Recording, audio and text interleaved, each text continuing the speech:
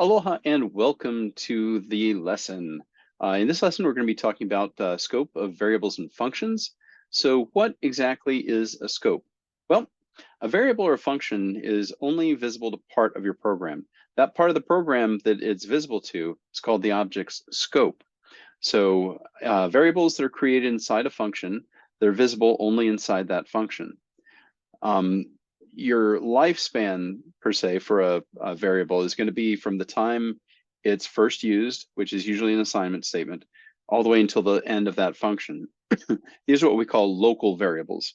So variables that are used within a function, defined and used within a function, they're called local variables. This is in contrast to something called global variables.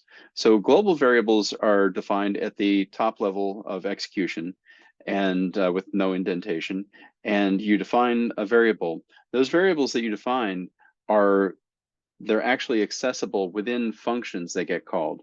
So you can access them in there, but you can't modify them. If you want to modify them, you have to use a special keyword called global. So within the function, you're going to use the word global and then the variable name, and that will allow you to actually change the value of that. But we use this very sparingly. And why do we do that? Well, there's something in programming, it's the idea of a pure function. And a pure function, one of the two aspects of it is that it doesn't create what we call side effects. Usually with a function, you want to send in a parameter and you want to get something to happen and a return value. So you want it to do essentially one thing.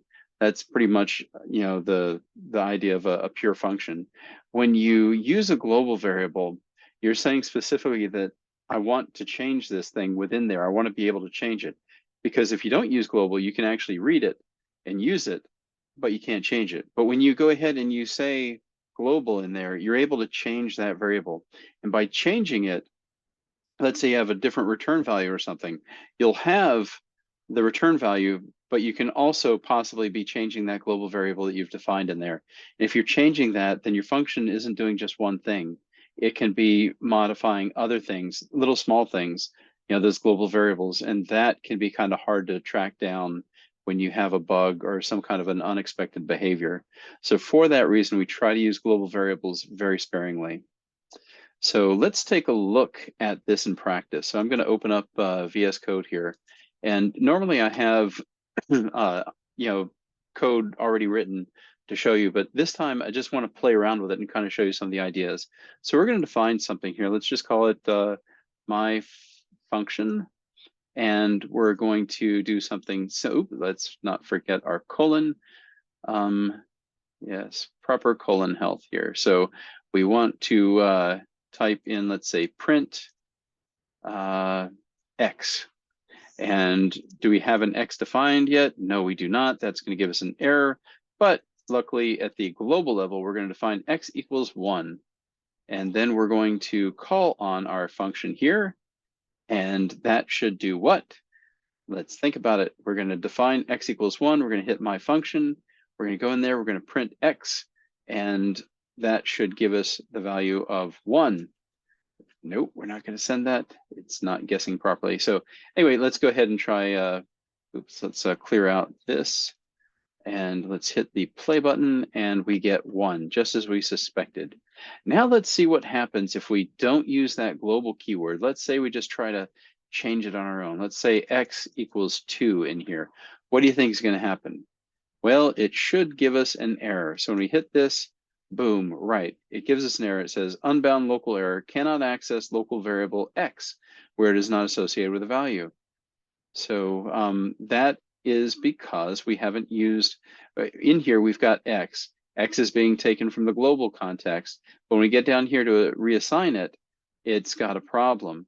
So what we're going to do is we're going to say, okay, oh yeah, that's a global variable. So let's say global X, and that's how you basically tell it that it's a global here. And now we hit run again, and we get 1. Why is that? Because we're printing 1, then we're assigning 2. If we want to see if it really got changed, then at the top level, what we'll do is we'll print out X down here. So we go ahead and we print X. and we'll see 1 and 2. So it did get changed inside the function, and that held until outside. So this is kind of working as we expected. So now let's play around. Let's take a look at the ID of that. So let's do a print of not just X, but let's see what the ID of X is equal to. So we go in here, we print that, and then we go down here and let's print the ID of X. Actually, I think this is going to change because we're, yeah, so this isn't really going to show us a whole lot, but we're going to go in here and we'll print the ID of X right here as well. And let's see what this gives us. So we're getting the same variable the first two places. So we've got X here. So it's giving us the 416 ending. We're going into my function and we're doing that, and we're printing out the ID, and it's the same ID still. We're operating off the same one because we use global. So it's pointing the same X value there. But then we change it. And when we change it, we're going to actually have it pointing to a new space. So that's a different ID. So that's going to be the 448. And it comes out here. Actually, to prove that, we'll go ahead and we'll copy this, put it here. And now this should be the same as that. So we should get 2 equal ones in a row. And sure enough, we get 296, 296. So when it changes it here, it points to a different address. And then that, or the ID we can see here. And when we exit out of that function call, we're going to hit here. We can look at ID of X, and it's still the same. So we can see that we're passing in something that's X, and then we're modifying it, and that ID holds through there. So we've passed that value into the global context here. So this, again, it's not a good behavior in the sense that we're modifying things. We're creating these side effects. So you really don't want to do that in general. But yeah, it's okay in this example just to show you how it's done. So one other thing that we wanted to talk about, since we've talked about the lifespan, the scope of a variable, let's talk about a function, because a function also is an object, right? So a function is a little bit different. A function is its visibility, its scope basically is from the definition until the end of the code. But there's a little, it doesn't mention this in the book, but I'll show you in a second. It has to do with nested things. But anyway, to show you that you have to, well, we're going to show you an example of why you can't, or why the lifespan is from where it is until the end, or what the implications are actually. So if we try to call my function here, we're going to get an error because it's not defined yet. And if you've got a good editor like this VS Code, it's going to tell you here that it's not defined. But we're going to ignore that. We're going to learn it the hard way. So let's go ahead and cut out a lot of, let's kill these print statements here, just so it's not squawking all over the place. So we're going to knock those out. And we're going to run this function, and we should get an error. And sure enough, we're going to get the name of my function is not defined, but VS Code was nice enough to tell us over here.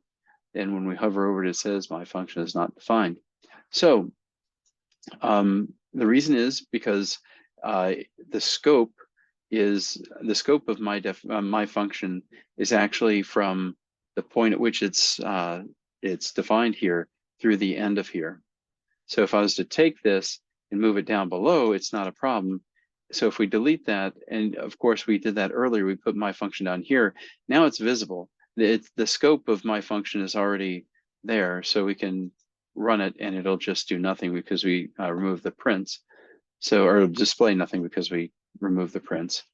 But now let's look at something a little bit more interesting. So let's say that we want to have a function that's only going to be used inside my function. Let's call it your function. So you have your function here, and we set it up just like that. And we're just going to have it say print hi. So that's going to be your function. And then, just to show that it works, right after that, let's run it. Your function. So when we do that, you're going to see that it prints hi. So that's the way, that's what we expected. But now to show you that it's not exactly as the book told us, that it's from the definition to the end of the actual code. It's actually within, if you're doing a nested function, a function within a function, it's going to be to the end of your previous function. That's going to be your scope there. Because if we go down here and we try to run your function, it's not even giving me this as an option, because the IDE knows, or the VS Code knows, that this isn't valid at this point.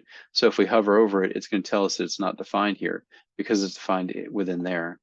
So if we try it once again, your function is not defined. Did you mean my function? It's nice enough to try to correct us here, but nope, it's not that was the problem. It's the problem that I mistakenly thought that this was still in scope when it was really only within scope within my function. So keep that in mind. So this can be a really kind of complicated topic, and you can make it even more complicated if you want to and try to understand. So if we define X here, and then let's say we don't define global X up here. Now let's look what happens if we define X as our, we define X here as our parameter. What do you think is going to happen here? It's probably going to look messy, right? So let's go ahead and uncomment that, but take off the ID and just print out X alone. What do you think is going to happen here? So knee-jerk reaction is we're going to assign X to 1. We're going to call in my function. We're going to have an error, obviously, because we haven't sent anything in there. So let's say we send in X, and then on the receiving end, it's receiving X, and then we're going to assign 2 to it, and then we're going to print X.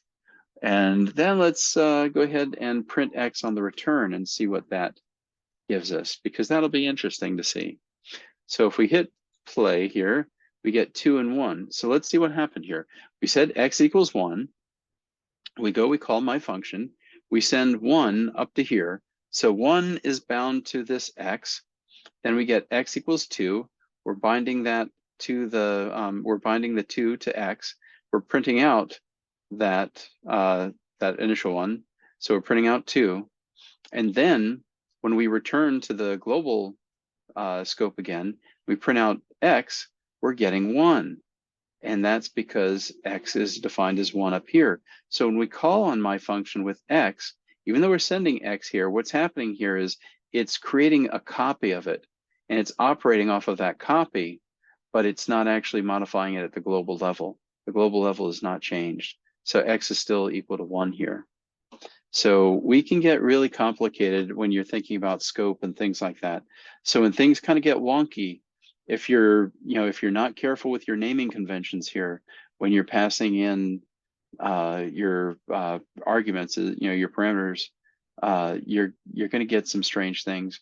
So keep an eye on that. Be careful with it, and you can always sit there and play around and test things out.